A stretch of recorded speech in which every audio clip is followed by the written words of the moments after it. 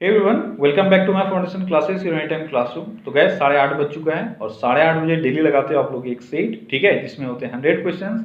तो आज हम लोग एक और सेट इसमें करने जा रहे हैं, तो जल्दी से आप सभी आ जाओ क्योंकि ये सेट आपके बिहार ESI एग्जाम जो होने वाला है और बिहार SI जो मेंस होने वाला है उन सभी के लिए बेहद इंपॉर्टेंट है। और कोई भी एग्जाम जहाँ पे भी जीके पूछा जाएगा उन सभी एग्जाम के लिए ये बेहद इंपॉर्टेंट है, ठीक है। तो जल्दी से आप सभी लाइव आ जाओ, उसके बाद फिर हम लोग स्टार्ट करते हैं आज का सेट। तो चलिए स्टार्ट करते हैं। तो आज का आपको पहला क्वेश्चन है, बिहार में जैन धर्मावलंबियों से संबंधित अनेक स्थल हैं, निम्नलिखित में से कौन सा नहीं है। यानी बिहार में जैन धर्म से संबंधित स्थल कौन सा नहीं है, इन चारों में से बताओ कौन सा नहीं है। ये आपका मनेर, ठीक है, और रेस्ट पावापुरी, वैशाली, पारसनाथ, ये सभी बिहार में जैन धर्म से संबंधित हैं। और ये जो मनेर है ये कहाँ स्थित है, ये पटना में स्थित है। और किस चीज़ के लिए फेमस है मनेर, तो मनेर आपका मोतीचूर लड्डू आप जानते हो ना, इसके लिए बहुत फेमस है, ठीक है। लेकिन इस जगह का जैन धर्म से कोई संबंध नहीं है। अगला क्वेश्चन है, बिहार में लगनी राग किस अवसर पर गाया जाता है। लगनी राग किस अवसर पर गाया जाता है, तो विवाह उत्सव पर यह गाया जाता है लगनी राग। अगला क्वेश्चन है, बिहार का सबसे बड़ा नगर कौन सा है। बिहार का सबसे बड़ा नगर कौन सा है, यह है आपका पटना। अगला क्वेश्चन क्या है, अगला क्वेश्चन है, कुरान का पहला अध्याय क्या है। कुरान का पहला अध्याय क्या है, तो कुरान का पहला अध्याय है अल फतह।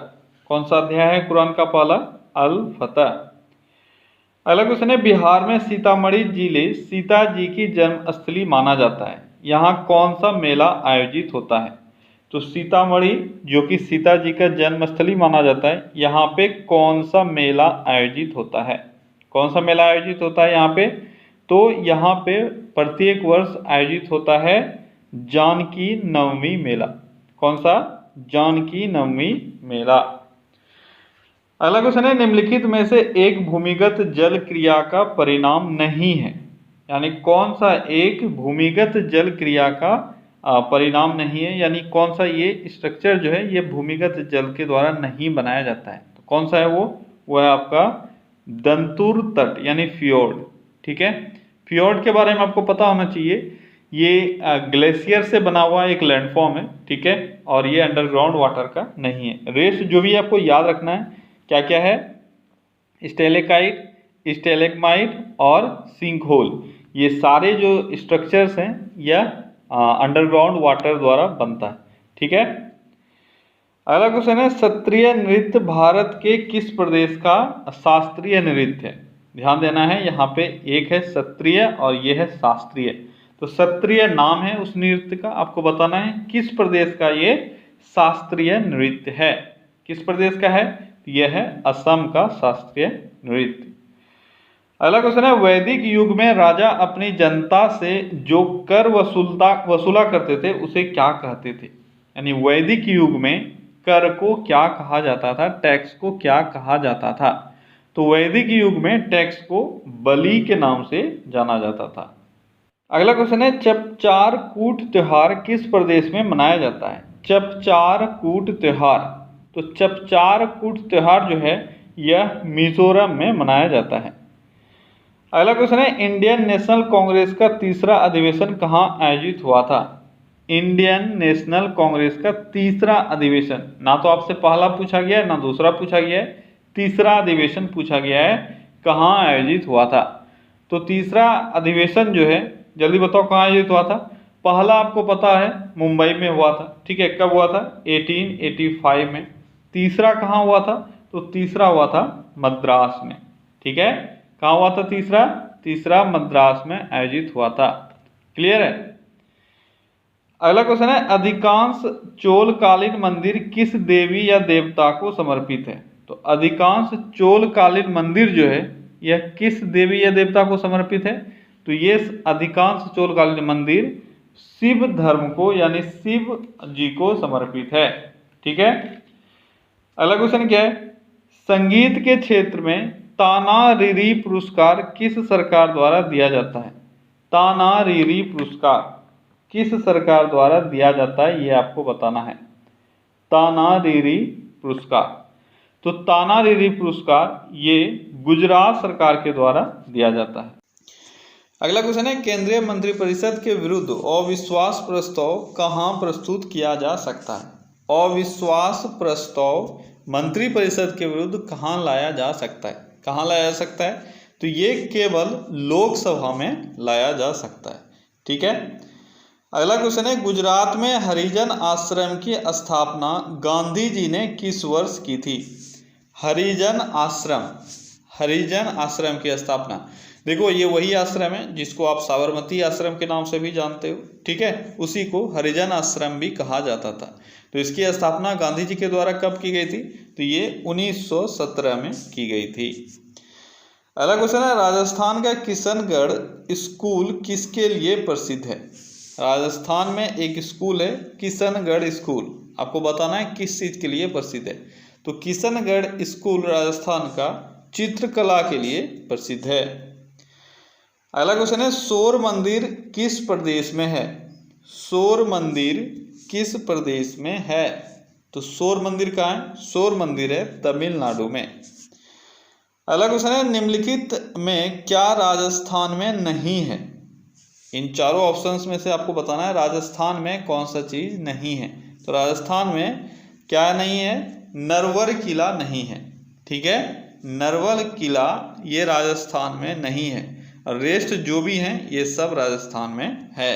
तो अगर ये राजस्थान में नहीं है तो कहाँ है नरवर किला? तो ये एमपी में स्थित है। ठीक है। अगला क्वेश्चन क्या है, चीज़ों की मांग में कमी या पूर्ति में वृद्धि होने पर क्या होता है? अगर मार्केट में चीज़ों की मांग में कमी आ जाए या फिर पूर्ति यानी सप्लाई में वृद्धि हो जाए तो इस सिचुएशन में क्या असर होगा? क्या असर होगा? चीज़ों की कीमतें कम हो जाती है। ठीक है, ऑब्वियस है ना, अगर मांग कम हो गया तो भी कीमत कम हो जाएगा, और अगर सप्लाई जो है वह अधिक हो गया तो भी कीमत कम हो जाएगा। अगला क्वेश्चन है, भारत में कागजी नोट मुद्रा को जारी करने का पूर्ण अधिकार किसके पास है? तो कागजी नोट या कौन जारी कर सकता है, इसका अधिकार किसके पास है? तो कागजी नोट को जारी करने का पूर्ण अधिकार रिजर्व बैंक ऑफ इंडिया के पास है। अगला क्वेश्चन है, सीडी बशीर मस्जिद कहाँ स्थित है? सीडी बशीर मस्जिद ये कहाँ स्थित है? कहाँ स्थित है ये सीडी बशीर मस्जिद? तो ये अहमदाबाद में स्थित है। अगला क्वेश्चन है, निम्नलिखित में से कौन सा एक साधन केंद्र सरकार के राजस्व का स्रोत नहीं है? इन चारों में से बताना है वह कौन सा स्रोत है जो केंद्र सरकार के राजस्व का स्रोत नहीं है। तो वह आपका कृषि आयकर। ठीक है, आयकर, कॉर्पोरेट कर, उत्पाद शुल्क, ये सारे जो स्रोत हैं यह केंद्र सरकार के राजस्व के स्रोत हैं। अगला क्वेश्चन है, चारागाह को पैम्पास कहा जाता है, कहाँ कहा जाता है ये आपको बताना है। आसान सा क्वेश्चन है, बहुत बार आपने पढ़ा है। कहाँ कहा जाता है? दक्षिण अमेरिका में, स्पेशली अर्जेंटीना आपको आएगा। ठीक है, तो अर्जेंटीना में पैम्पास कहा जाता है। अगला क्वेश्चन क्या है? अगला क्वेश्चन है, महासागरों के जल वाले भाग में तटीय भाग जो रचना के अनुसार महाद्वीपों के मुख्य भूभाग में पड़ता है इसको क्या कहते हैं? जल्दी बताओ। महासागरों के जल वाले भाग में तटीय भाग जो रचना के अनुसार महाद्वीपों के मुख्य भूभाग में पड़ता है इसको क्या कहा जाता है? तो इसको कहा जाता है महाद्वीपीय शेल्फ। क्या कहा जाता है? महाद्वीपीय शेल्फ। अगला क्वेश्चन है, मारियाना खाई कहाँ स्थित है? मारियाना ट्रेंच कहाँ स्थित है? कहाँ स्थित है मारियाना ट्रेंच? तो मारियाना ट्रेंच स्थित है कहाँ पे? प्रशांत महासागर में। कहाँ स्थित है मारियाना ट्रेंच? प्रशांत महासागर में स्थित है। क्लियर है? अगला क्वेश्चन है, सार्वजनिक क्षेत्र का निम्नलिखित में से कौन सा उद्यम नवरत्न है? यानी इन चारों में से आपको बताना है एक नवरत्न कंपनी का नाम। तो इसमें से नवरत्न कंपनी कौन सी है ये आपको बताना है। जल्दी बताओ कौन सी है नवरत्न कंपनी? तो इन सभी में से नवरत्न कंपनी जो है वह है ऑयल इंडिया लिमिटेड। कौन सी कंपनी है? Oil India limited. अगला क्वेश्चन है, विश्व एड्स दिवस मनाया जाता है विश्व एड्स दिवस कब मनाया जाता है? 1 दिसंबर को प्रत्येक वर्ष विश्व एड्स दिवस मनाया जाता है। अगला क्वेश्चन है, दादा साहेब फाल्के पुरस्कार, दादा साहेब फाल्के पुरस्कार प्राप्त करने वाली पहली महिला कौन थी? तो दादा साहेब फाल्के पुरस्कार प्राप्त करने वाली पहली महिला जो थी वह कौन थी? तो वह थी देविका रानी।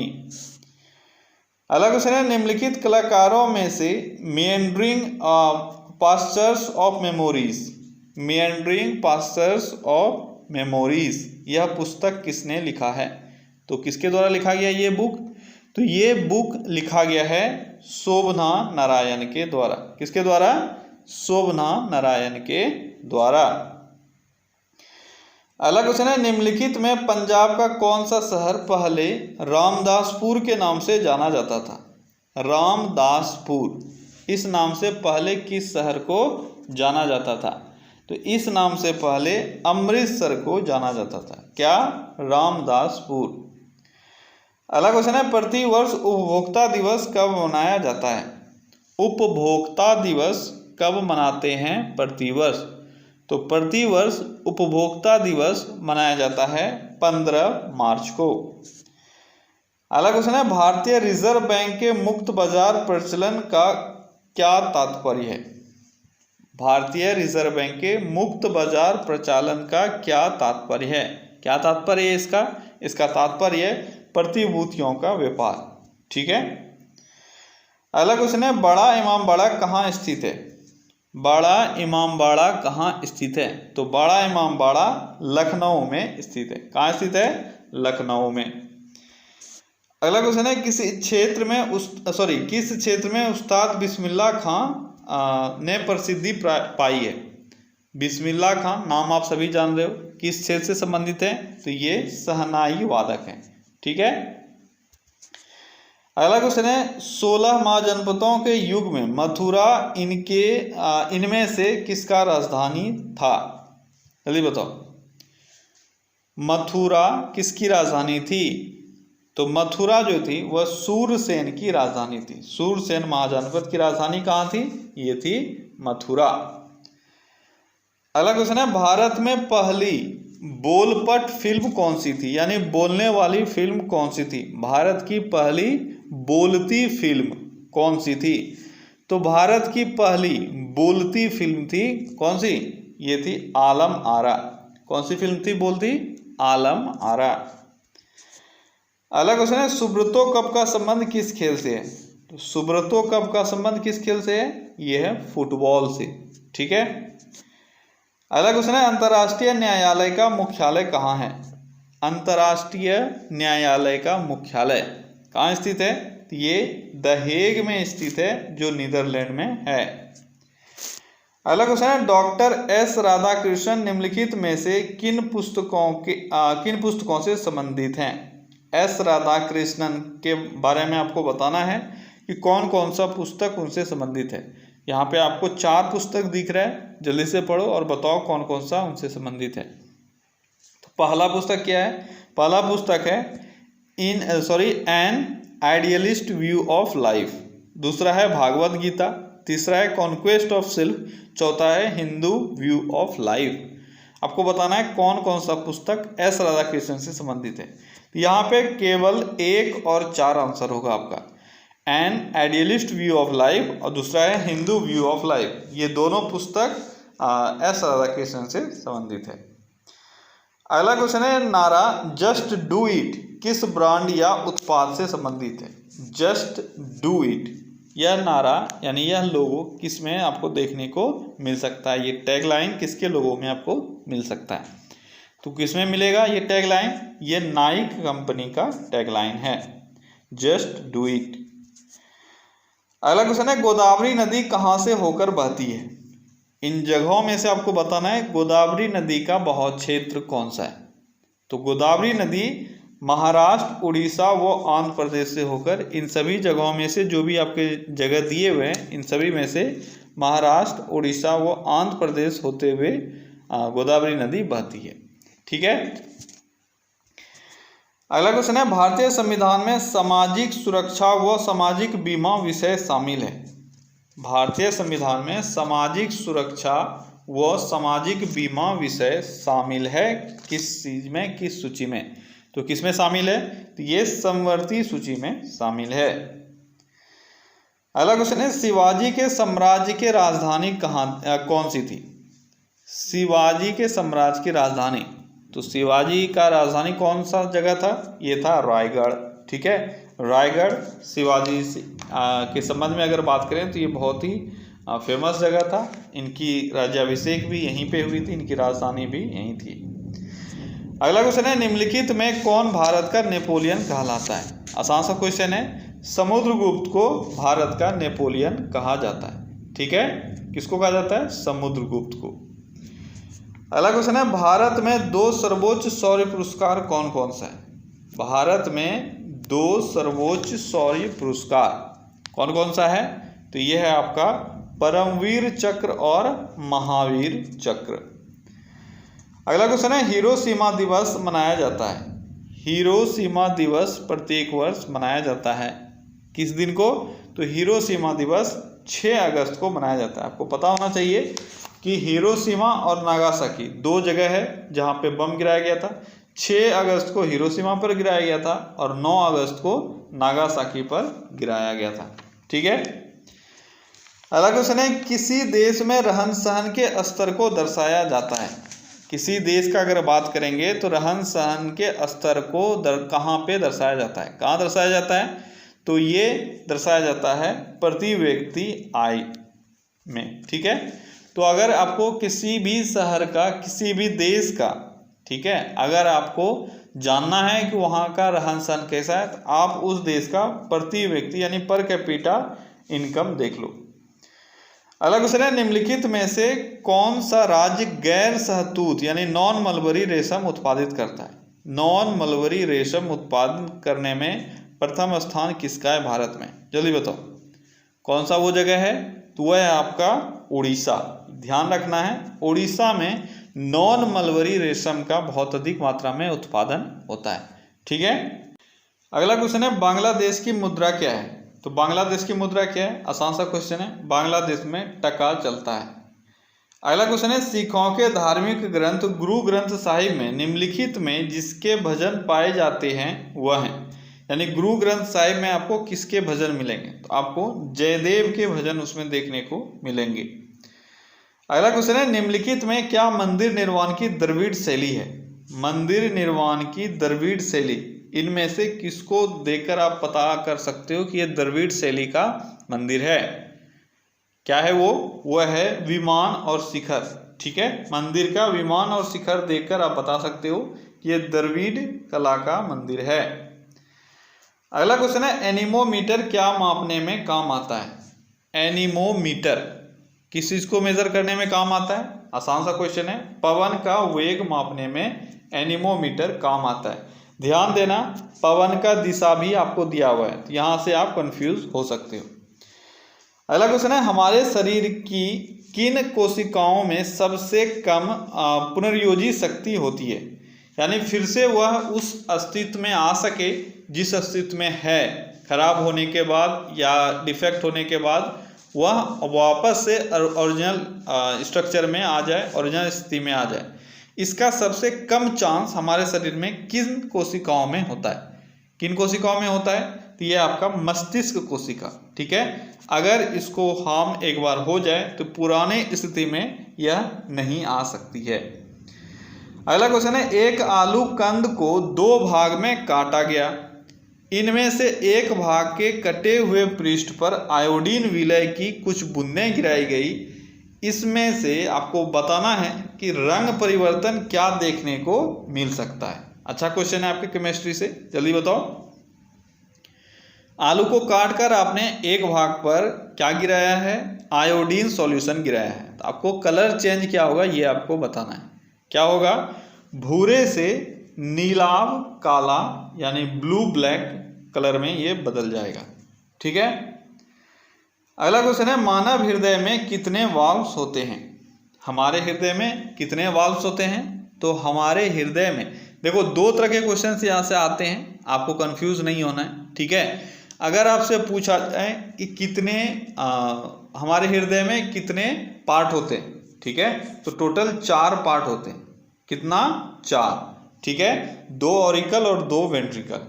क्लियर हो गया? इसको चैम्बर बोला जाता है। क्या बोला जाता है? चैम्बर। और वहीं पे अगर वाल्व पूछा जाए तो भी आपका आंसर 4 ही होगा, इसलिए दोनों में से कोई क्वेश्चन आए आपको कंफ्यूज नहीं होना है, ठीक है। कितना वाल्व्स होता है? 4 वाल्व्स होता है। अगला क्वेश्चन है, रोग प्रतिकारकों को उत्पन्न करने वाला सेल कौन सा है? रोग प्रतिकारकों को उत्पन्न करने वाला सेल कौन सा है?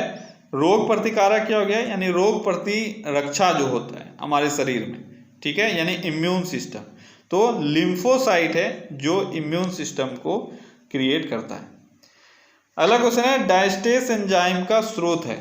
डायस्टेस एंजाइम का स्रोत कौन सा है? इन चारों में से आपको बताना है डायस्टेस एंजाइम का स्रोत। तो डायस्टेस एंजाइम का स्रोत है लार ग्रंथि, ठीक है।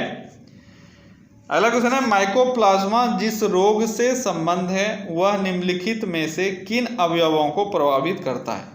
माइकोप्लाज्मा जिस रोग से संबंधित है वह किसको प्रभावित करता है, ये आपको बताना है। किसको प्रभावित करता है? तो माइकोप्लाज्मा यह प्रभावित करता है श्वसन संबंधी अंगों को, ठीक है।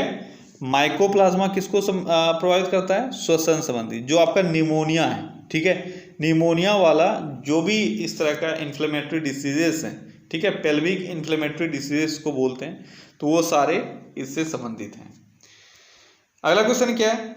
अगला क्वेश्चन है, निम्नलिखित में से किस एक में सर्वोच्च विशिष्ट ऊष्मा का मान होता है? सबसे अधिक विशिष्ट ऊष्मा इन सब में से आपको किस में देखने को मिलेगा? ये पहले भी मैंने आपको पढ़ा रखा है, किस में मिलेगा? जल का, ठीक है। जल का विशिष्ट ऊष्मा यानी स्पेसिफिक हीट जो है वह सबसे अधिक होता है। क्लियर? अगला क्वेश्चन है, मलपुरम का वराह मंदिर किसने बनवाया था? मलपुरम का वराह मंदिर किसके द्वारा बनवाया गया था? ये तो मलपुरम का वराह मंदिर सिंह विष्णु ने बनवाया था। अगला क्वेश्चन है, पंचमहल कहाँ स्थित है? पंचमहल कहाँ स्थित है? तो पंचमहल फतेहपुर सिकरी में स्थित है। कहाँ स्थित है? फतेहपुर सिकरी में। अगला क्वेश्चन है, जब वाष्प दाब वायुमंडलीय दाब के बराबर हो जाता है तो द्रव पर क्या प्रभाव पड़ता है? अगर वाष्प दाब यानी वेपर प्रेशर जो है वह वायुमंडलीय दाब एटमॉस्फेरिक प्रेशर के बराबर हो जाए तो द्रव्य पर क्या प्रभाव पड़ेगा? क्या प्रभाव पड़ेगा? तो वह उबलने लगता है। देखो एक्चुअल में हो क्या रहा है, आपने कुछ पानी वगैरह या कुछ भी रखा हुआ है, ठीक है, और आप हीट कर रहे हो, तो इसमें क्या होगा? वेपर बनेगा। तो वेपर प्रेशर अगर एटमॉस्फेरिक प्रेशर के बराबर हो जाए, जब तक नहीं है तब तक आपको उबाल देखने को नहीं मिलेगा, और जैसे ही ये बराबर हो गया तो आपको यहाँ पे उबाल देखने को मिलने लगेगा, और जैसे ही एटमॉस्फेरिक प्रेशर से वेपर प्रेशर अधिक हो गया ये ऊपर उठते हुए नजर आपको आएगा, ठीक है। अगला क्वेश्चन है, टावर ऑफ साइलेंस भारत में किस धर्म से संबंधित है? टावर ऑफ साइलेंस किस धर्म से संबंधित है? तो किससे संबंधित है? यह है पारसी से संबंधित। सबसे शांत और सबसे नॉन वायलेंस फॉलो करने वाला, जो सबसे अधिक नॉन वायलेंस फॉलो करने वाला धर्म है वह है आपका पारसी धर्म, ठीक है। अगला क्वेश्चन क्या है? अगला क्वेश्चन है, पंडवानी किस प्रदेश का लोक नृत्य या नाटक है?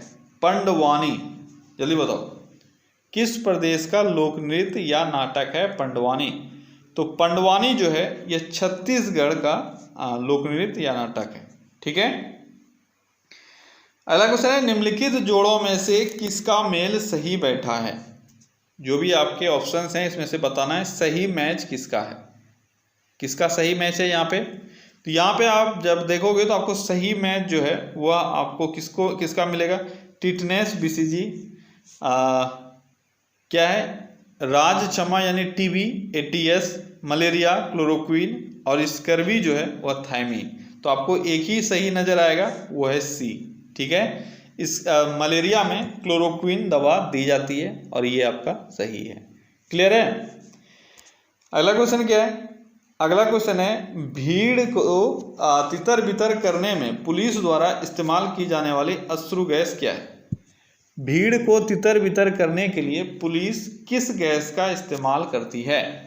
तो किस गैस का इस्तेमाल करती है? तो पुलिस के द्वारा क्लोरीन गैस का इस्तेमाल किया जाता है।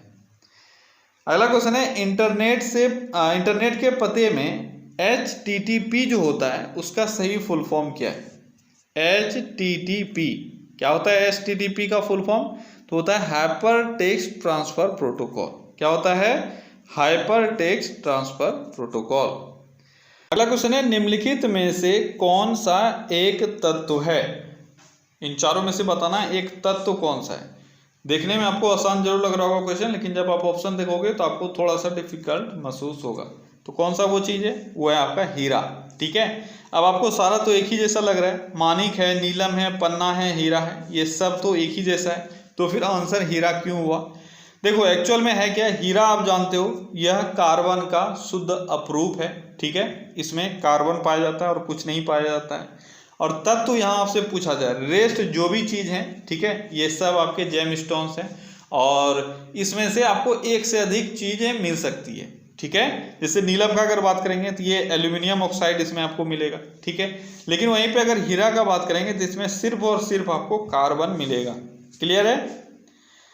अगला क्वेश्चन है, प्राचीन भारत में पत्थर काट के बनाई गई इमारतों के सबसे शुरुआती उदाहरण कौन सा है?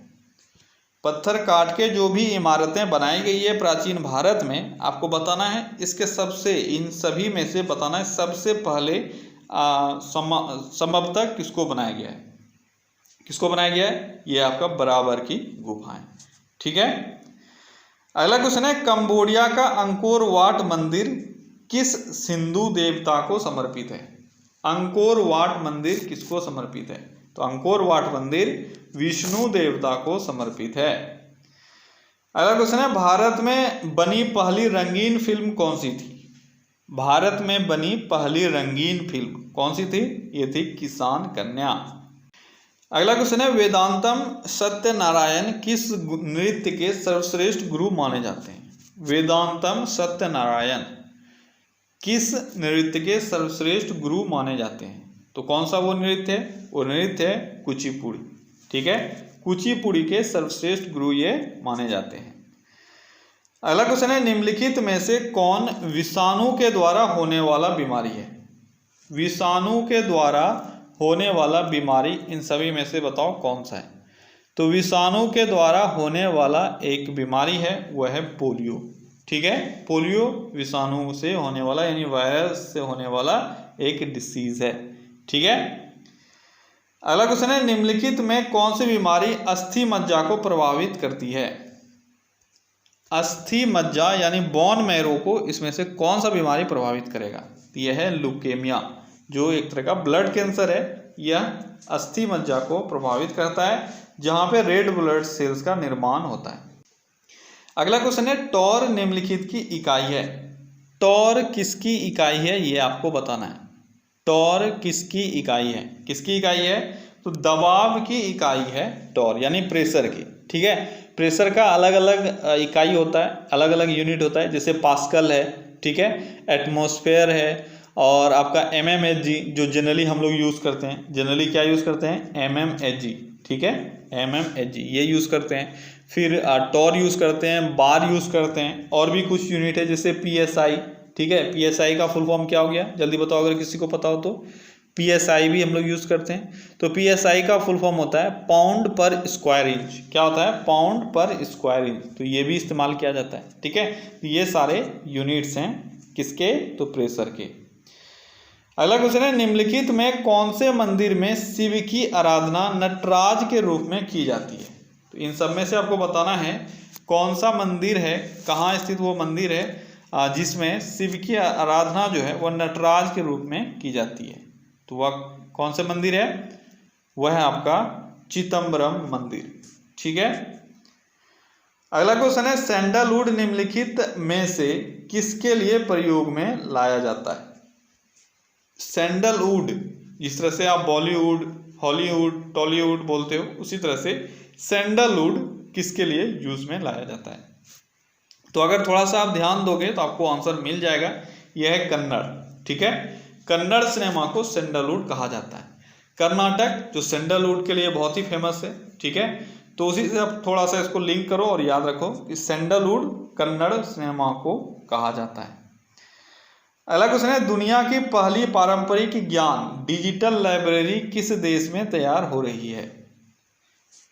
पारंपरिक ज्ञान डिजिटल लाइब्रेरी, पारंपरिक ज्ञान डिजिटल लाइब्रेरी किस देश में तैयार हो रही है? तो इस तरह का कारनामा कहाँ किया जा सकता है?